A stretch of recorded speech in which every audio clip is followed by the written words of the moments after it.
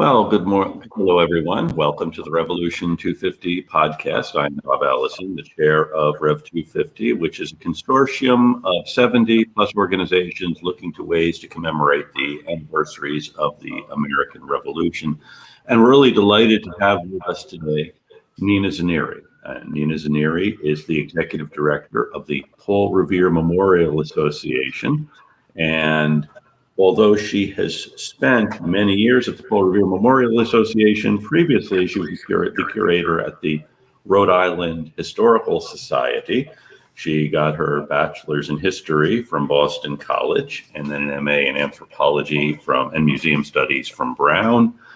And she is one of the leaders in the public history world. She has been president of the New England Museum Association. She was vice chair of the American Alliance of Museums, and she's on the board of the Freedom Trail Foundation. So welcome, Nina. Hello, Bob. Good to be Great. here.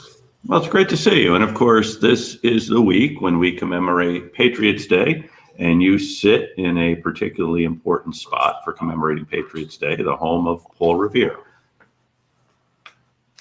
Well, you know, we sort of think of it as the beginning of the tourist season every year, and it is an event that has all kinds of facets to it, some factual, some mythical, and but all interesting and all opportunities to do public history.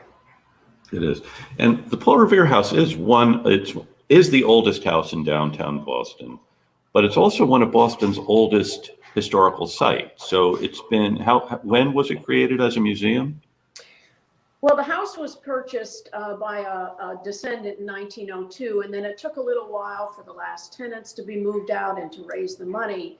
The restoration started in 1907, and the house opened, of course, on April 18th in 1908. So we have been a museum for a long time, and through all kinds of things. Yes, particularly challenging times right now, but you have stayed open and you've kept your staff at work. Yes, I mean, we really thought very carefully about the investment that we have in staff, human capital. And for us, we were lucky that we had some reserves and some opportunities to keep staff on. And when we could reopen, we did. We thought very hard about it. Could we do it safely? Would the visitors be comfortable? And, we've had a lot of good comments from visitors. They're so pleased that we're open. And we certainly hope that other sites will join us. I think there's a lot that are getting ready to reopen now. So. Now, are there still Revere descendants involved with the Paul Revere Memorial Association? There are.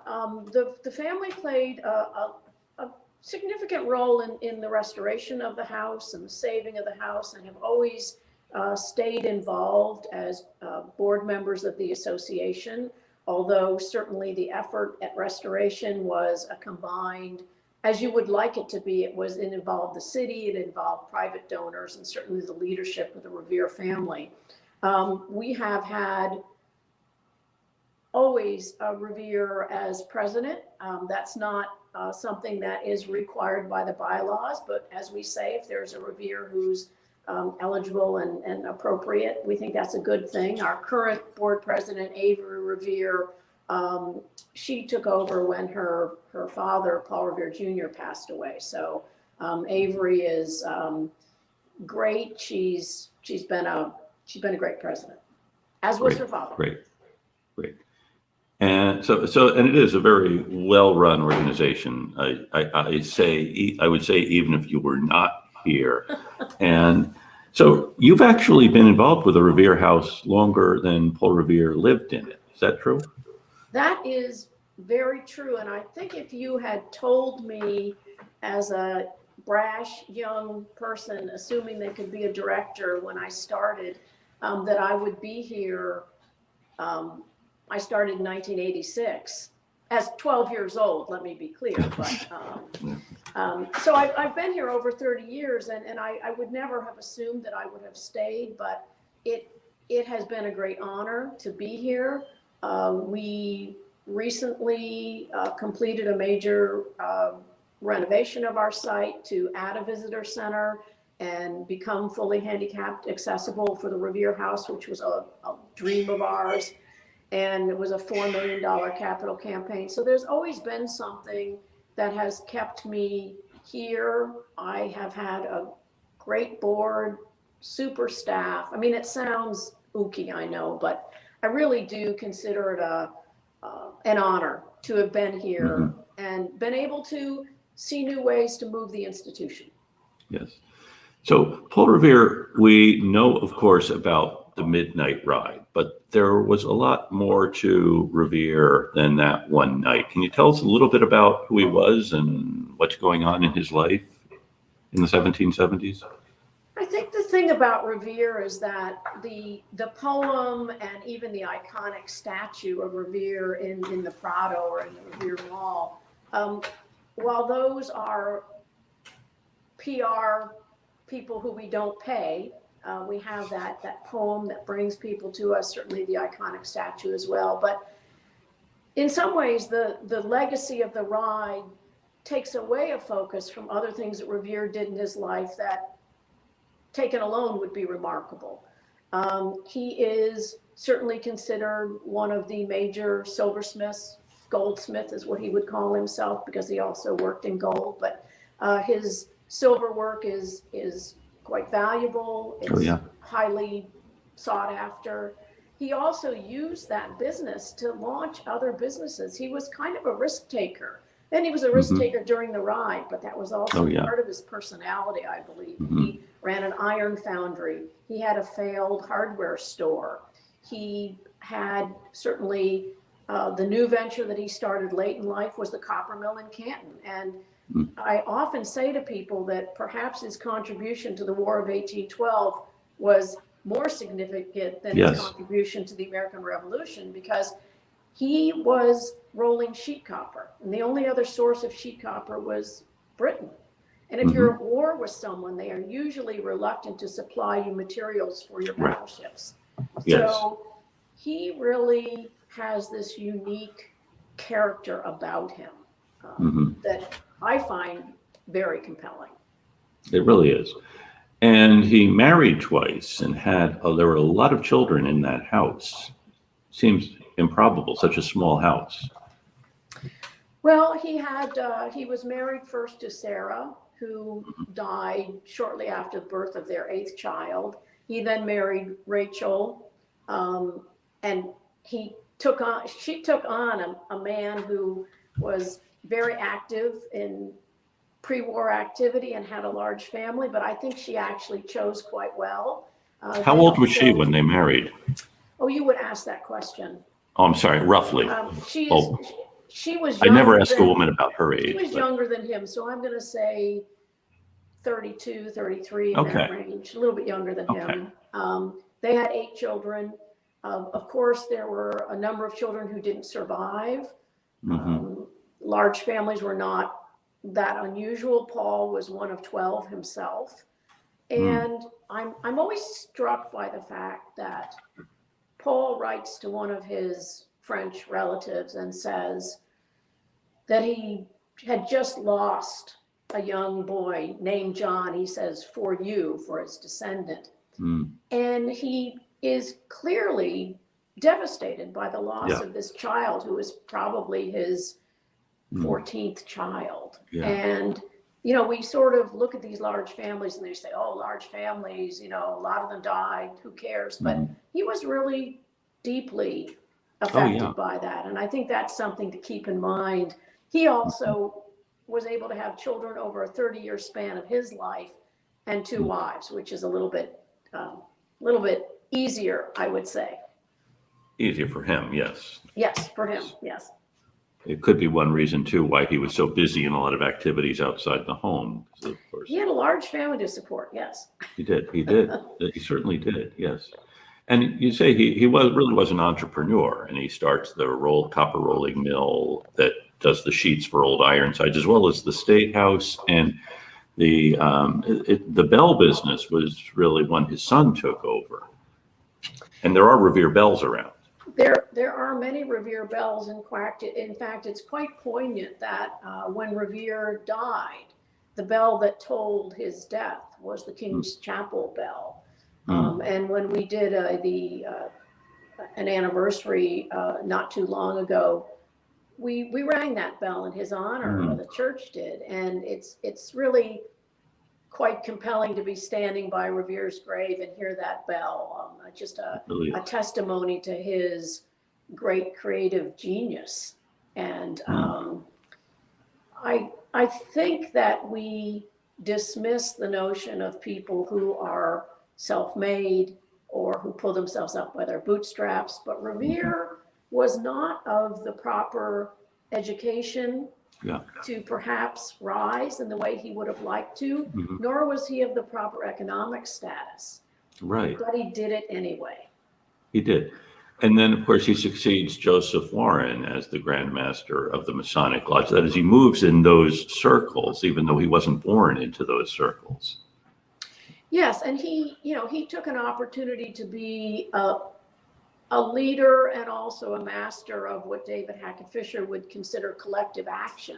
So he was both leading a group of artisans, but he was also allowing that group to do what they needed to do. He didn't always have to be leading the charge. Even the Midnight Ride, it was clear that they couldn't allow that to be one person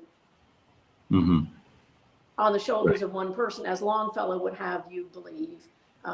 There were many riders, and that was important. That's true. That's true. And he really, in Fisher's book, he has the appendix where he lists all of the members of these various organizations. And the only people who are involved in more than two, I think, are Joseph Warren and Paul Revere, who both had these wide networks and really were. And of course, Revere's son, who takes over the bell business, is Joseph Warren Revere, which is another, he names his son for the figure who he did dental work for Joseph Warren as well. I mean, he was a man with many talents. Well, and, speaking of Joseph Warren Revere, he has a long life, marries late, runs the factory in Canton, and has two sons, has a large family himself, but two of his sons serve and die in the Civil War. So we also see that there's a very close connection between the American Revolution, the ideals of the American Revolution, and folks who served in the Civil War. And by losing those two sons, that really had a deep impact on the Revere Copper Company, because the one son who's left, John, is described as not having a mind for business. So instead of Paul Joseph, who was the Harvard-educated businessman who was to come back from the war and take over the copper business, dies at Gettysburg. Wow. Yeah, it's amazing. Amazing. And again, a family legacy then, too, of serving your country, which is what Revere certainly was doing. Now, Revere is involved in the Masons. He's involved in the North End Caucus. And does he ever run for political office? Well, he was appointed Suffolk County coroner. And that was something you would think a man would have to have some medical training. Other than his stint at dentistry, which you mentioned, he had an interest in medical things and was quite well read. But Suffolk County coroner at that point was really someone who was recording the facts of the death. And you would often see something like drunk man takes long walk off short pier, and that's how it's recorded by the coroner. He also felt that he would be an appropriate choice for director of the mint. He had worked with currency, he knew metals, and he writes a letter to put his candidacy forward, and he gets one back. And the letter pretty much says, gee, Paul, you're not quite the right sort. Again, a reminder to him that he was not a college educated and that he was still not of the social status. And all of those rebuffs, whether it's not getting a commission in the Continental Army, which he thought he should have, director of the Mint, all of those things peeve him and cause him to then go on to accomplish something. Right. Even the episode with the Penobscot expedition where he actually asked for a court-martial so he can clear his name, he's peeved. He's peeved by having his honor besmirched. I will say he was not a great military man. His military career was not good, would be saying too much about his military career. So now you get still get a lot of visitors. I see people streaming along North Street coming to the Paul Revere House. What are they looking for when they come to the Revere House? Well, you know, we were just talking about that today. It's a variety of things. Some people are on a pilgrimage. They're going to do every stop on the Freedom Trail, and there's that. We also have people who have heard about Revere. They might know about his silver. They certainly know about the Midnight Ride and likely have the story incorrect. So they come for that. But we are also the only house that's open regularly on the Freedom Trail. And we get visitors who don't know who Paul Revere is, but are interested in old houses. So we have that particular charm and that allure. We're also not a huge commitment of time. I think sometimes for visitors, if they think they've got to spend 2 hours at a place, that changes what they might do on any given day. So, you know, we want visitors to stay as long as they like, probably a half an hour, and with our visitor center, maybe a little bit longer. But it is something that can be added to some other opportunity. We have people who come off whale watches and they're going to have dinner in the North End, and then they come and see the Revere House. And I will say the North End neighborhood is also really a wonderful draw. There's every kind of food you could want, from gelato to a fine Italian meal to almost anything. So we're really lucky that we're situated in such a great neighborhood. It is a great neighborhood. What's your favorite thing about being able to spend so much time in Paul Revere's house? Well, I have to say I am very attracted to his personality. He's got that soft side with his children. He calls them my little lambs. He clearly had a love relationship with his wives, and it's a poem he wrote to Rachel, which is really quite compelling. So he has that soft side, but he's also a fighter. As I said, he does not like to have his character poked at. He had someone who said, you know, you made a bell and it's not as sweet as it's supposed to be. And he says, well, you're not ringing it properly. He had a battle with Robert Fulton over copper. Fulton says, you know, your copper doesn't bend properly to make steam boilers. And Revere says, your men aren't working it properly. So he was a fighter. And he also made something of himself. And I think he cared deeply about America. That's true. So what will a visitor see when we walk into the Revere House? I mean, right now in COVID time, we don't have our visitor center open, which is unfortunate because we do have some additional displays in this building. That will come sometime this year. But when you walk into the house, you see a home that reflects what we believe Revere would have had, some of Revere's own furniture. We do have a room that reflects the first owner of the house, Robert Howard, who was when was the house built? The house was built in 1680. Wow. So it was an old house when Revere moved in. It was indeed, yes. And the first owner was a wealthy merchant, someone who could see his ships close by in the harbor. He also owned one enslaved man, which is something that was part of the times, but certainly not something that we like to do anything other than talk about and deal with. And then you have the Revere family. Then it's the home of a middle-class artisan. And then over time, you have single owners who then converted into a boarding house. The North End had changed. There were a lot of single men who needed homes. Mm. And then an I know, immigrant tenement. yeah. I know the city archaeologist did some work in the Privy a number of years ago and found a lot of interesting stuff, mainly 19th century things like a mahjong tile, for example, and other things you might not have expected. Nothing really associated with Revere. Come on. Yeah, we've done archaeology at least 3 times, almost 4 times, and we just don't find Paul Revere's pocket watch, which is always No. we've always hoped for. But because we talk about the house before and after Revere, all of the things that are found enrich those stories. Mm-hmm. Yeah. And part of your campus is the Clough House next door, which is another very early house. I'm probably saying it wrong. Well, Bob, your Clough is behind Old North Church, but it's Hitchborn is our other Hitchborn, property. the Pierce Hitchborn House. Thank you. My geography was way off. But they are twins. Yeah. They may likely our house was built in 1711. The Clough House is 1712. May have been built by the same builder. Certainly, Okay. the interior design is quite Mhm. similar. So Yeah. you're not wrong. Okay, but that's mainly your office space and meeting space, I think.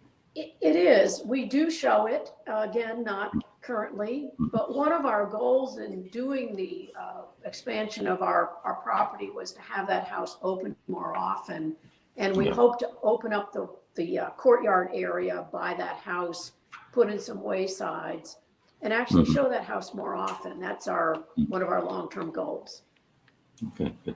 So what's changed in the years you have been involved in the house? I mean, it seems like you could just open the door and people are going to come in, but you want people to come back after they've seen it once. So what are some of the things you've done to encourage new ways of looking at the house without discouraging people who come because they've read Longfellow's poem or they're on a pilgrimage? Well, we started, quite frankly, by doing some living history programs. We have a series of programs that go from April until October. We bring in artisans, we bring in reenactment groups and musicians, and that's something that changes on a regular basis. By adding the visitor center, we were able to add some exhibit space. We have Revere silver on display, more of the pieces that we own. We have a small exhibit on the Midnight Ride. And we plan to add some text panels about residents of the home over time. And we also talk about the use and the residents of what we call Lathrop Place, which is our visitor center, which has a great Italian immigrant history story to tell. So we have tried to expand the stories while knowing that people come for the legacy of Revere. And then we can take them from that onto other stories. Right, right. And what kinds of things have you been doing as far as getting the word out about Revere, the Revere House, what you're doing? What are some of the social media tools you have used?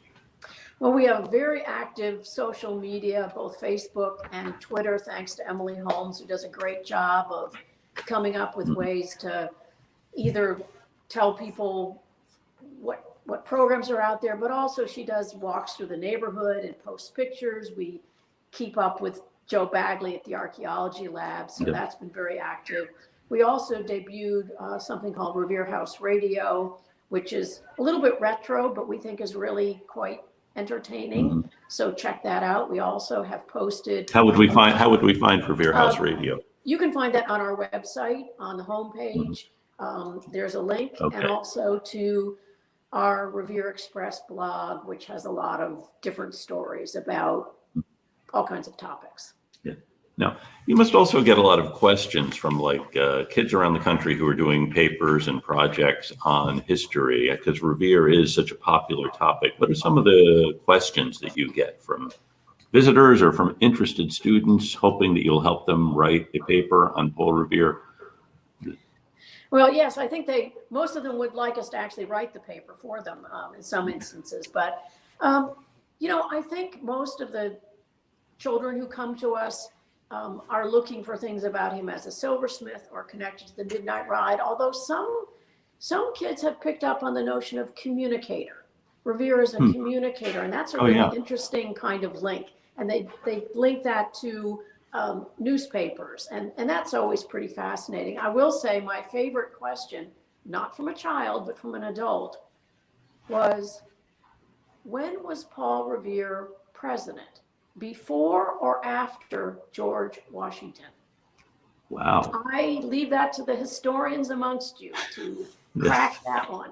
So, well, you know, we get all kinds of questions, but we also get people who really want to learn about the American Revolution. They want to know about Boston history, and they really are coming to learn and be exposed to something new. Yes.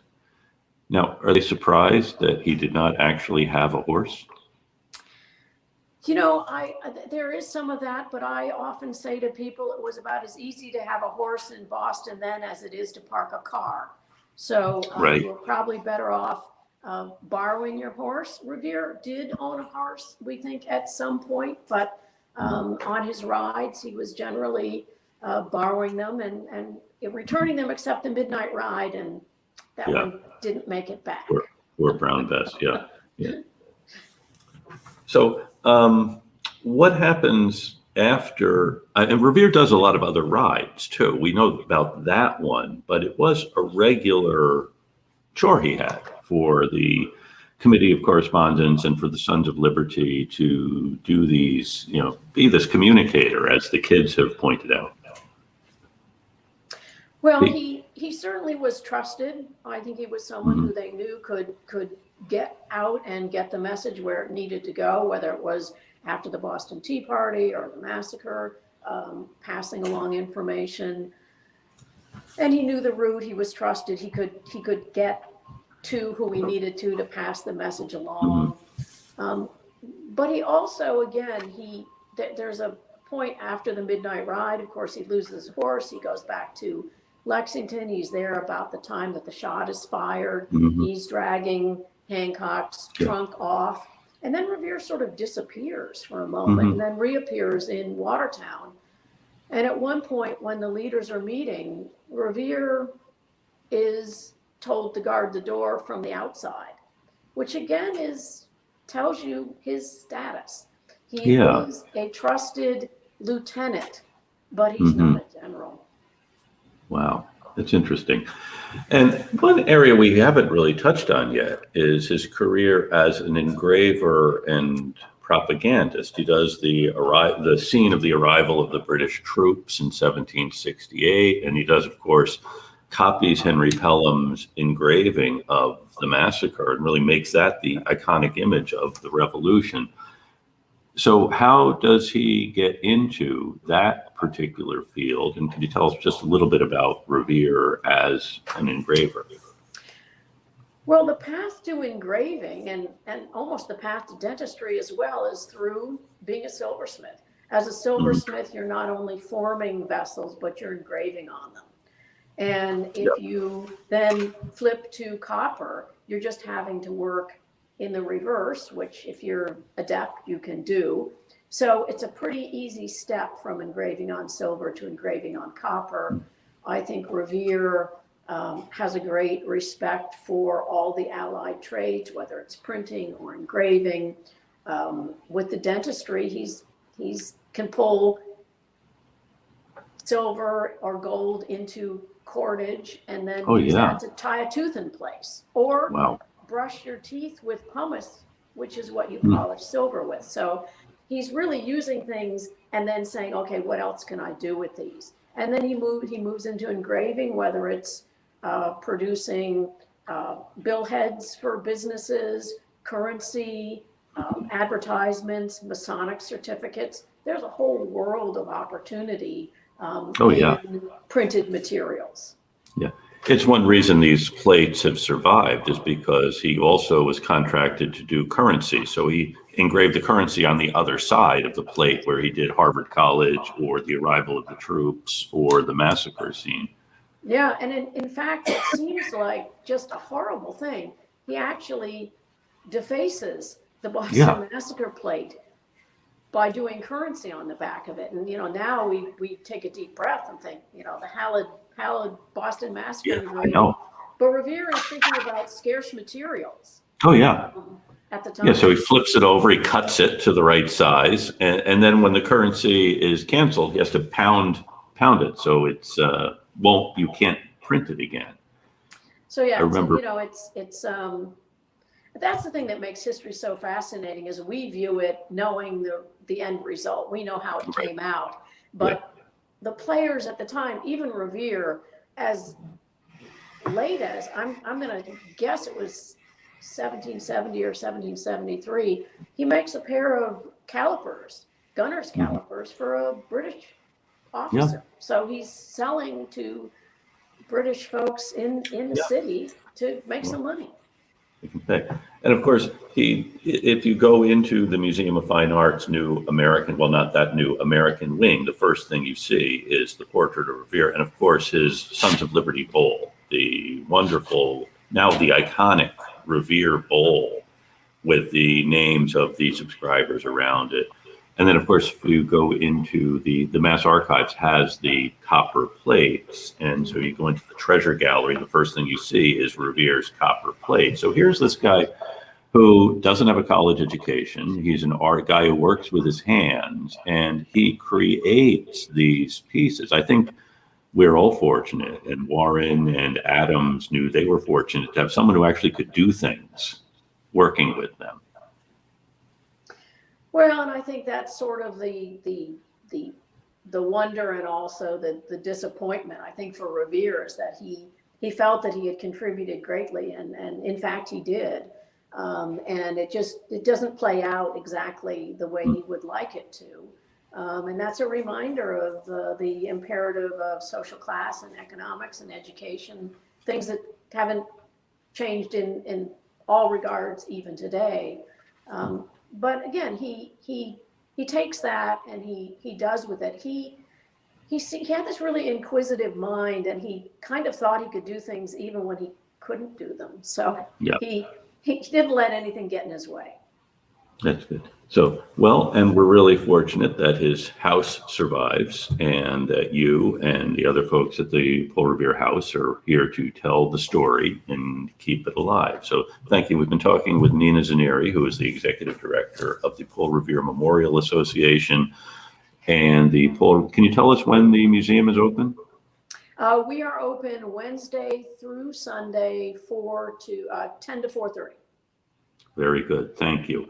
And we'll look forward to seeing you at North Square in the North End. So thank you for joining us, Nina. Thanks for having me, Bob. And now we'll be